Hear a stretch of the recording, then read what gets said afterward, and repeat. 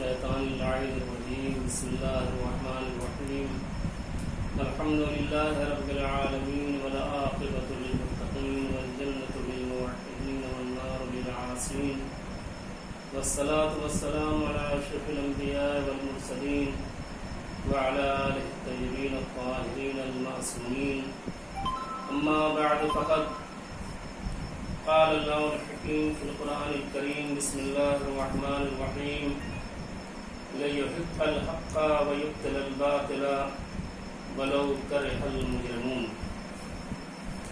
میں نے آپ کے سامنے قرآن مجید کے سورہ انفال کی آیت نمبر 8 کی تلاوت کی ہے، جس میں پروردگار عالم اس آیت کے ذریعے سے ارشاد فرما رہا ہے کہ تاکہ حق کو حق ثابت کر دیا جائے اور باطل کو باطل، چاہے اس بات کو مجرم ناپسند ہی کیوں نہ کریں.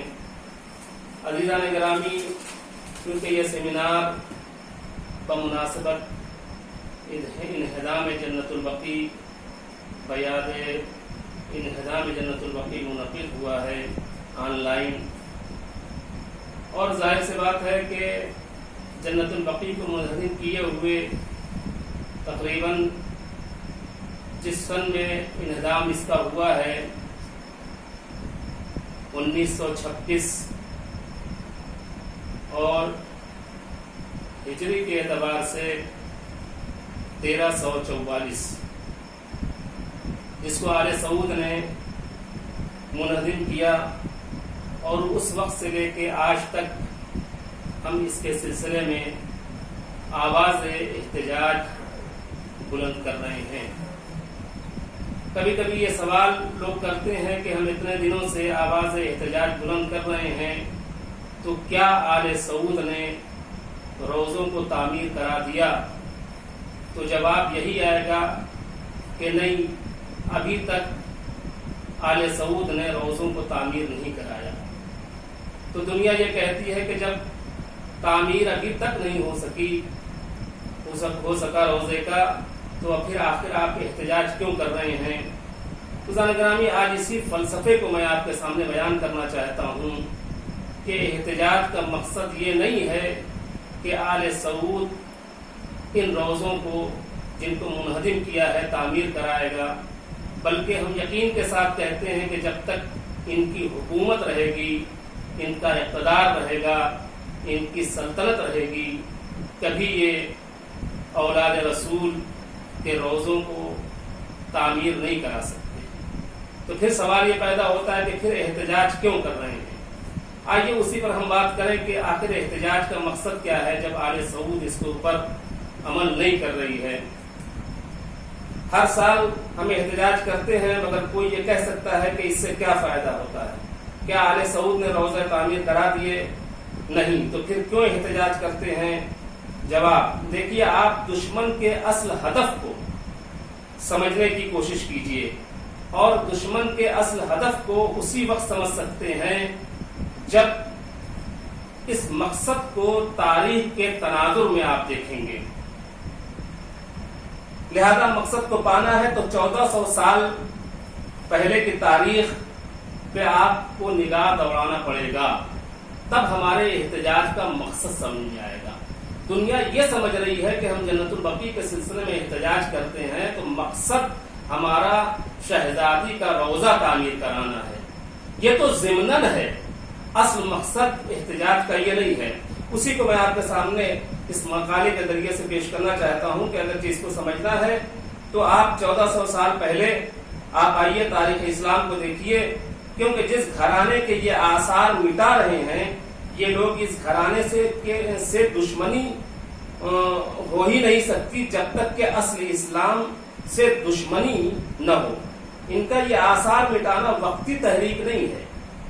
توجہ چاہتا ہوں، ان کا یہ آثار مٹانا یہ ان کی وقتی تحریک نہیں ہے. لہذا ہم کو یہ دیکھنا ہوگا کہ اصل دشمن کا مقصد کیا ہے، کیا یہ چاہتے ہیں، اور ہم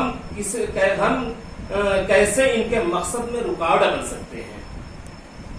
تب جا کر پتہ چلے گا کہ ہر سال احتجاج جنت البقیع جو ہم کرتے ہیں یہ دشمن کے ہدف کے خلاف ایسا عمل ہے کہ ان کو آگے بڑھنے سے روک دیا ہے.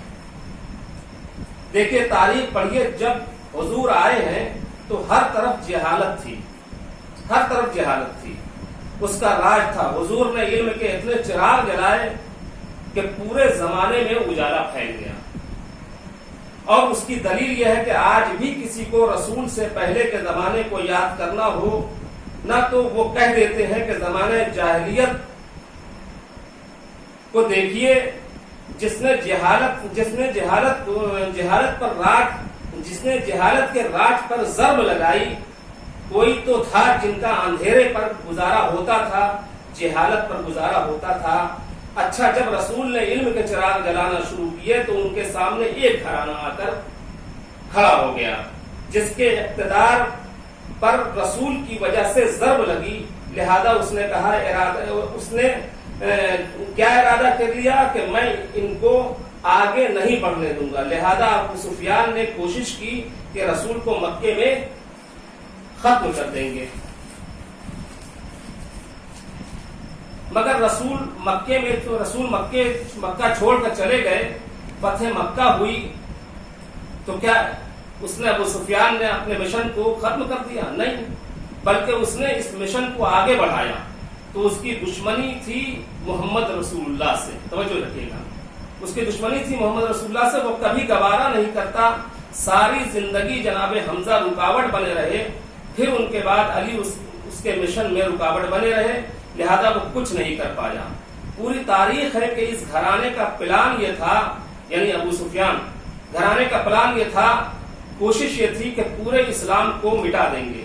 تو پھر ایک گھرانہ وہ بھی تھا جو رسول چھوڑ کر گئے تھے، اس گھرانے نے بھی عہد کیا کہ خود مٹ جائیں گے مگر اسلام کو مٹنے نہیں دیں گے، ہم بھی کٹ جائیں گے مگر محمد رسول اللہ کو بچائیں گے۔ یہی وجہ ہے کہ دیکھیے کربلا کی جنگ ختم ہوئی ہے، چوتھے امام کوفے میں آئے ہیں، دربار میں ابراہیم ابن طلحہ امام کے بازو کو پکڑ کر کہتا ہے طنز کی صورت میں، کہنے لگا، ہاں بتاؤ رسول کے بیٹے، بتاؤ کون غالب رہا؟ کہنے کا مقصد یہ تھا کہ تم ہار گئے نا، تمہارے سارے مارے گئے، تمہاری شکست ہوئی نا۔ امام نے جو جواب دیا ہے اسے سمجھنے کی کوشش کیجئے۔ امام نے کہا، اذان ہونے دے، اگر اذان میں ابو سفیان کا نام آئے تو سمجھ لینا کہ ہم ہار گئے، اور اگر اذان میں محمد مصطفیٰ کا نام آئے تو سمجھ لے کہ ہم جیت گئے۔ یعنی اس گھرانے کا مقصد تھا کہ کسی طرح بھی محمد رسول کے گھرانے کو نہیں برداشت کریں گے، اور ادھر آل محمد کا ارادہ تھا کہ خود مٹ جائیں گے، کٹ جائیں گے مگر بچائیں گے اشہد ان محمد رسول اللہ کو۔ تو یہ دو گھرانے تھے، ایک برباد کرنے پر تلا تھا اور ایک بچانے پر تلا تھا، اور وہی جنگ آج بھی جاری ہے، وہی جنگ آج بھی جاری ہے۔ ان کا ہدف جنت البقیع نہ تھا بلکہ ہدف ہمیشہ محمد رسول اللہ تھا۔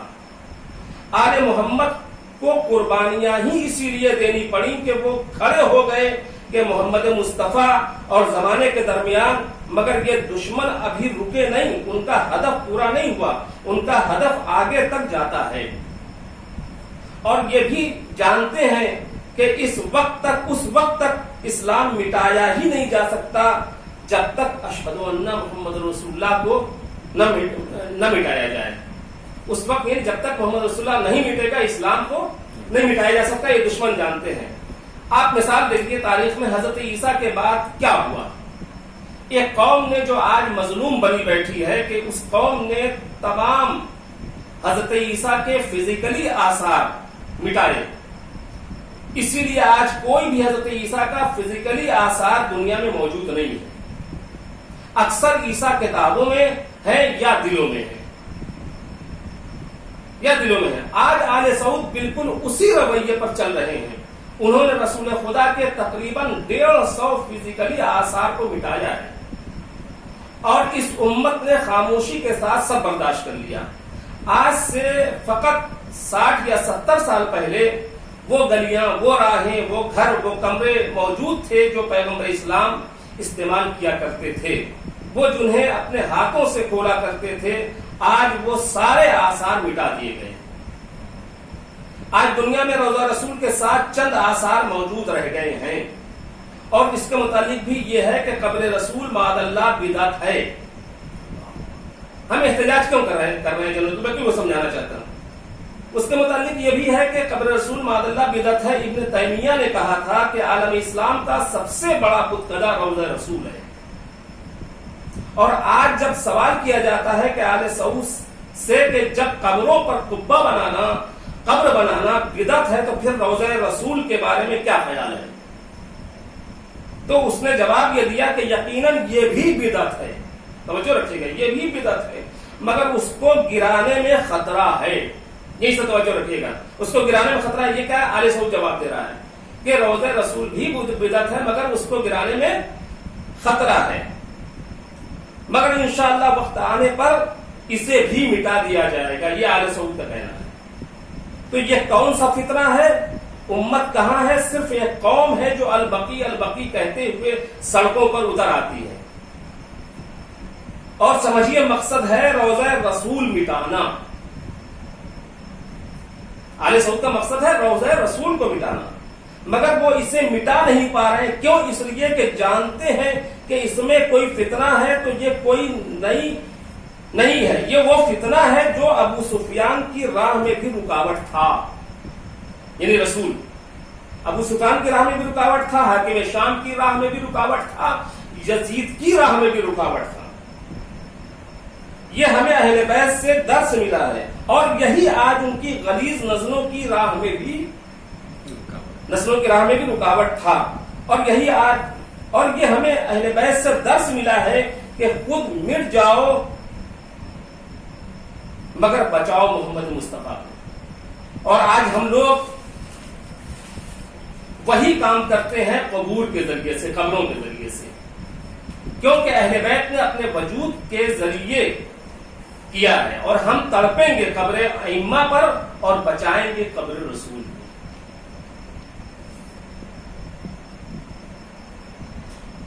آپ سمجھتے ہیں کہ ٹوٹی ہوئی قبر میں طاقت نہیں ہے؟ توجہ رکھیے گا. ہم جنت البقیع کی یادگار کیوں مناتے ہیں؟ کیا آپ یہ سمجھتے ہیں، دنیا یہ سمجھتی ہے کہ ٹوٹی ہوئی قبروں میں طاقت نہیں ہے؟ اتنی طاقت ہے کہ آج گنبد خضرا کو بچایا ہوا ہے. علی سعود نے کیا کہا کہ یہ بھی بت ہے مگر مجھے خطرہ ہے. تو یہ ٹوٹی ہوئی قبروں کا کمال ہے کہ آج گنبد خضرا کو بچایا ہوا ہے. یاد رکھیے، یہ وہ ظلم ہے کہ آل محمد نے ہمیشہ کے لیے اپنے اوپر سہ لیا. اس سے ہونا تھا رسول پر، مگر سہ لیا آل محمد نے اپنے وجود پر. پہلے وجود پر، آج قبروں پر. عزیزو، اب ہمیں آپ کو وہی کرنا ہے جو اہل بیت نے کیا ہے، کہ خود کو قربان کیا، بچایا اشہد ان محمد رسول اللہ کو. آج ہم ان قبروں پر احتجاج بلند کریں گے اور بچائیں گے قبر رسول کو. اور یاد رکھیے، یہ کبھی قبروں کو نہیں بنوائیں گے. لاکھ ہم احتجاج کرتے رہیں، اس لیے کہ جب تک آل سعود کی حکومت رہے گی یہ قبریں نہیں بنا سکتے. اس لیے کہ انہیں بھی پتا ہے کہ اگر یہ قبریں بن گئی تو عالم اسلام میں ایک ایسی قوم ہے جو نواسہ رسول کی قبر پر جاتے ہیں تو پاؤں رکھنے کی جگہ نہیں ملتی. اگر یہ روضہ بن گئے تو نہ عمرہ کرنے والوں کو کعبہ نظر آئے گا، نہ حج نظر آئے گا. یہ جانتے ہیں، وہ یہ جانتے ہیں کہ یہ صاحبان قبر ایمان کے وہ مقناطیس ہیں کہ جو کھینچ لیں گے اپنی طرف لوگوں کو. لہذا نہ ہمارا اقتدار سلامت رہے گا نہ ہم لوگ، لہذا یہ قبروں کو نہیں بنائیں گے. تو کیا ہم احتجاج بند کر دیں؟ نہیں، ہم کو اس کے ذریعے سے وہ والا کام لینا ہے جو ان کی نظر میں فتنہ ہے، اور اس فتنے کی وجہ سے وہ آگے نہیں بڑھ پا رہے ہیں. کیونکہ یہ ایسا کمال ہے کہ شیطان کی نظر میں فتنہ ہے مگر رحمان کی نظر میں عنایت ہے.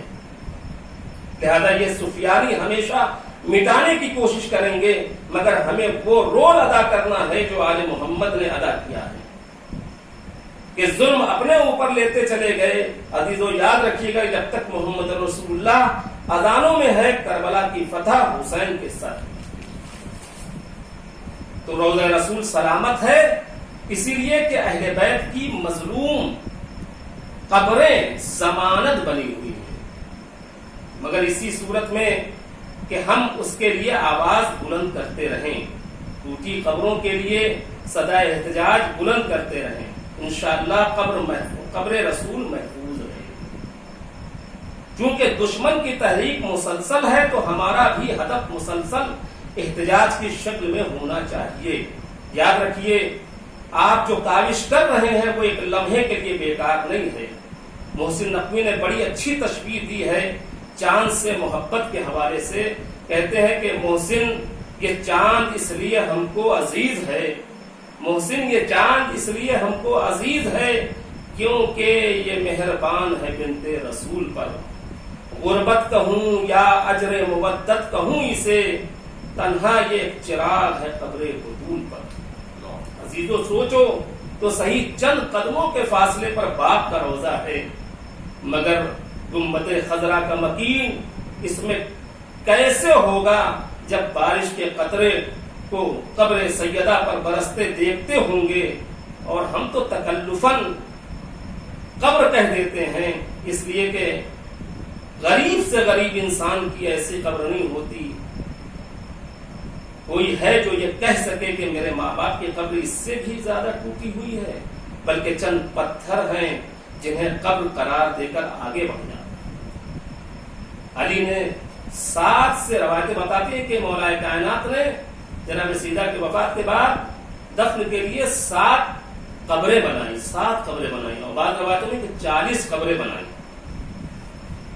اور دفن کے بعد ظاہر سی بات ہے کہ ایک ہی قبر میں دفن کیا، لیکن روایتیں بتاتی ہیں کہ ایک ایک قبر پر وہ جا کے قرآن کی تلاوت کرتے تھے۔ ایک قبر سے اٹھے دوسری قبر پہ گئے، دوسری قبر سے اٹھے تیسری قبر پہ گئے۔ کیوں؟ قبر زہرا پر، یہ غربت محمد کی بیٹی کی، یہ کیوں سب قبروں پر جا کے مولا جو ہے قرآن کی تلاوت کرتے تھے؟ تاکہ دنیا کو، تاکہ ہر کسی کا گمان ہو کہ یہی قبر زہرا ہے، یہ غربت ہے محمد کی بیٹی کے۔ جنازے بھی رات میں اٹھانا پڑ رہا ہے، قبر کے آثار بھی مٹھا رہے ہیں۔ آخر کس قوم سے خطرہ ہے؟ قوم کتنی بدبخت ہوگی کہ وجود پر ظلم کر کے راضی نہیں ہے کہ قبر تک معاملہ جائے۔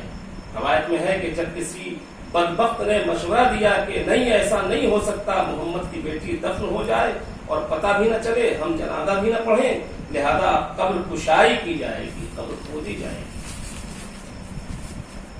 ہم جنازہ پڑھیں گے۔ راوی کہتا ہے کہ ہم نے علی کو کبھی اتنا غضبناک نہیں دیکھا کہ آنکھیں سرخ ہو رہی ہیں۔ علی نے ایک بار زمین پر خط کھینچا اور کہا خبردار آج کوئی اسے پاک نہ کرے۔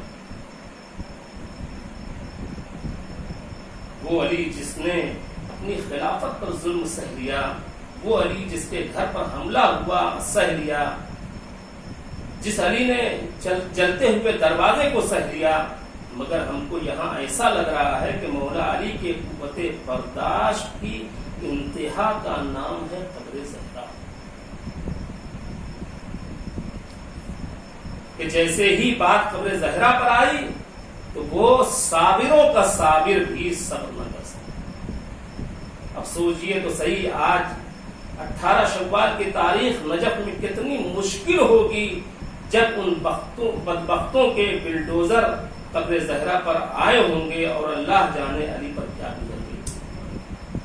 اللہ